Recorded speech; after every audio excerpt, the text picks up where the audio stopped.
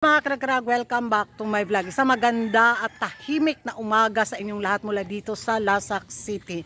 Ganito yung view ko araw-araw mga karag-karag dito sa Lasak City pagkagising ko. Wake up like this tayo. So, kanina nakahiga lang ako ba? Tapos nanonood bitaw ako ng mga latest kaganapan sa mundo ng beauty pageant at napadpad nga ako dito sa pambato ng Bacoor sa Miss Earth Philippines 2025 na hindi ko kinaya. As in, grabe. Watch this. I am Joy Barcama representing Bacoor City. For background, I graduated with a degree in Bachelor of Arts in Broadcast Communication in Polytechnic University of the Philippines way back 2018. Afterwards, I started working in the House of Representatives as a consultant, and after 2 years, I worked as a Public Relations Officer in the Presidential Communications Office. Now, I'm working as a disaster resilience advocate for 2 tech companies in the Philippines and as a consultant in the city government of Bacoor, and working also as a professional host alongside. Thank you. Do you think it's a better strategy to encourage people to be environmentally conscious?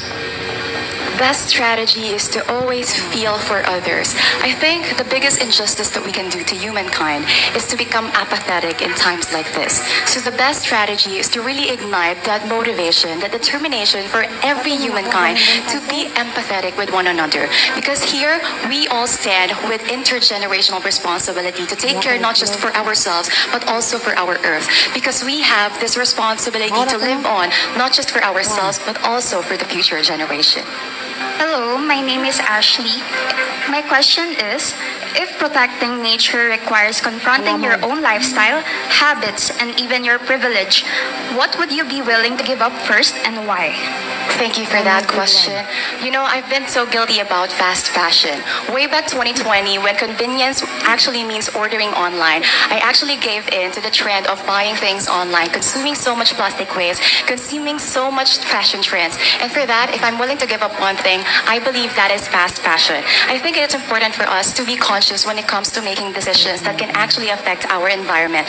One cloth can actually make thousands of waste in our environment because we are actually producing microfibers that actually harms our environment. So with that, as a beauty queen, I stand before you, willing to give up my love for love for fashion, for my love for the earth. Thank you. Thank you.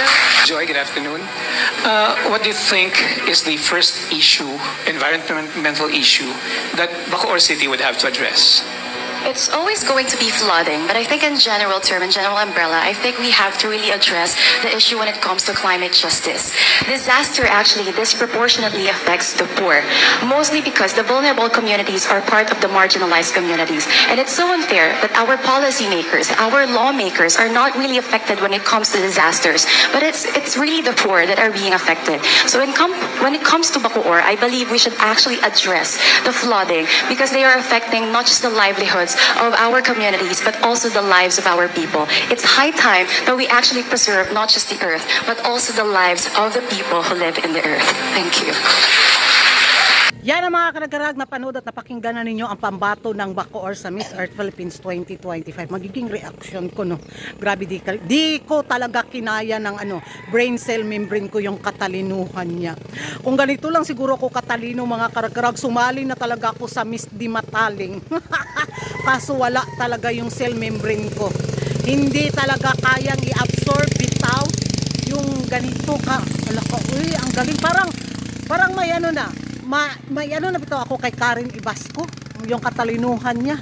Kung ito yung maging pambato natin sa Miss Earth Philippines 2025, wala na tapos na. Wala, dami na namang maingkit na mga kapitbahay natin ito, for sure talaga. So, masasabi ko talaga, ibigay nyo na, koronahan nyo na ito, Miss Earth Philippines Organization. Ano pa yung hinahanap ninyo? Wala, Karen Ibasco 2.0 ito sa darating na laban niya sa Miss Earth Philippines 2025. Yun yung magiging reaction ko. Naiintindihan ko ba yung sagot niya? Kunti-kunti lang talaga. Alam nyo naman, limited edition yung English ko.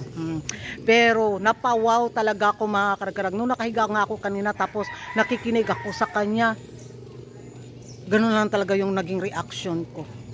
Ewan ko sa inyo mga karag-karag kung ano yung magiging reaction nyo dito nga sa pambato ng Bacoor sa darating na Miss Earth Philippines 2025. Sa tingin nyo mga karag-karag, masungkit kaya ng Bacoor ang corona sa taon na to sa Miss Earth Philippines 2025? Comment down below.